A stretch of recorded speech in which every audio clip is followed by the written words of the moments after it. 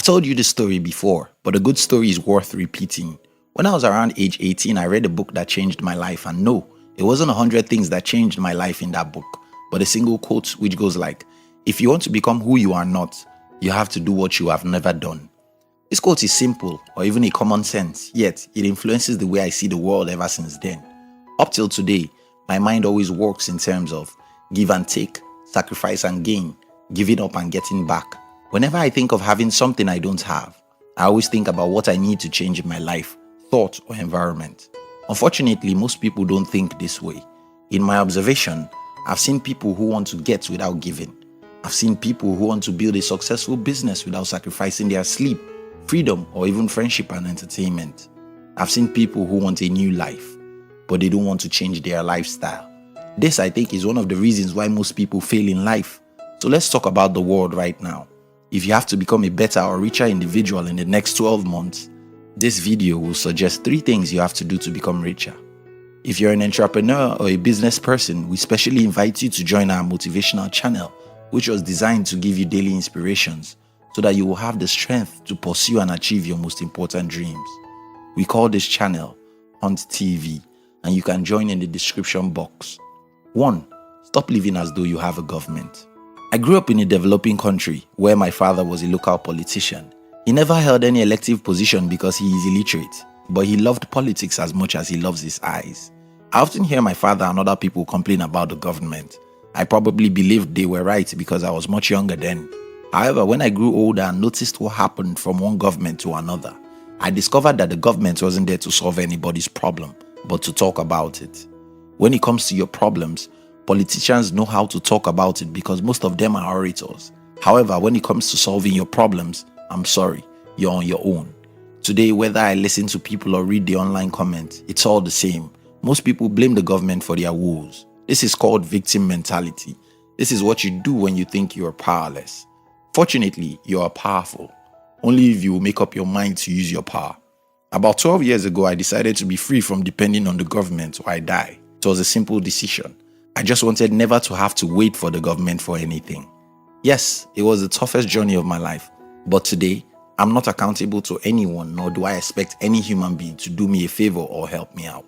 Look at what is happening around the world right now. The government of my state, for example, decided to distribute foods to the people who are locked down at home, and they started distributing to these people the food that's not even enough to make them live a single day. That's how far the government can go. I know so many people will watch this video and think I'm stupid.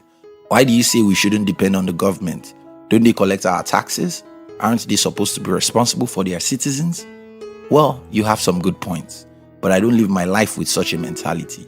I don't wait for the government to help me because they ought to. I go for whatever I want and make crazy sacrifices to get it if need be. It's about pride and being human.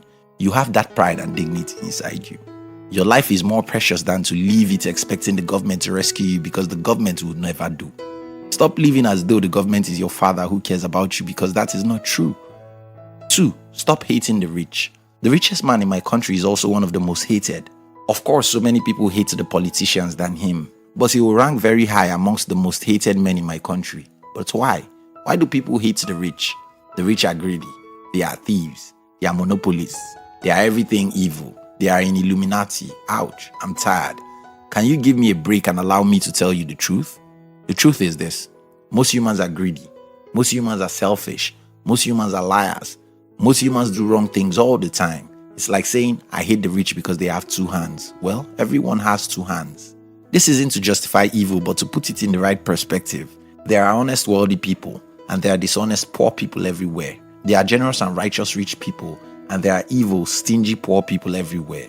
The problem about hating the rich is that you can never be rich because deep within yourself, what you're saying is, money is evil. I can't have it. This is what I do. I don't judge people based on their financial status. If someone is successful or wealthy, I'll learn a few things from him and avoid whatever is unrighteous about his life. It's like eating fish. You send the fish to your throat but throw away the bone. I've read the biography of Steve Jobs, for example. While I could pick 1 or 2 great things to learn from his life, I could also tell you 1 or 2 things I wish I never do in my life which Steve Jobs did. That doesn't make me a better human than him. I just won't do what he did. That's how you should look at the rich. They are humans, greedy, dishonest and selfish, just like you and I. But they are also great people and have done great things most people will never do. Don't hate them for being humans, or you would unconsciously hate money. Read the books they have written and learn their good part. That's how to be rich. 3. Stop living as though money isn't important. I don't know, maybe this is peculiar to my country or where I live, but I've seen so many people who think money isn't that important. The irony of this matter is, when there is a crisis or the landlord threatens to evict, or their children need money for school, these people who often hate those who pursue money eventually run to the same people for help. This is my philosophy about money. It's like oxygen. You don't need too much of it, but if you don't have enough of it, you will be in great crisis. This is how to be rich. Have a great desire for wealth. I don't know any one of us who wouldn't block anything else to look for oxygen if we're responsible for looking for it. Since you know that you will die without oxygen, if you must create oxygen, you will read 100 books, work 24 hours every day, and make every humanly possible sacrifice to get oxygen. I tell you, money is the next most important thing after your relationship with God and oxygen. Have a strong desire for wealth. Have a little holy desperation. Don't cheat, lie, or kill for money, but learn, read, and study about how money works and sacrifice any worthy thing to be financially free. Stop expecting the government to help you. They are reputable for disappointing people like you. Stop hating the rich. Stop judging them. Know that they are as evil as most humans, but they also have some good lessons you can learn from. Have a strong desire for money and be willing to make righteous sacrifices to have enough money. Like oxygen, you don't need too much money, but if you don't have enough, you will never be happy.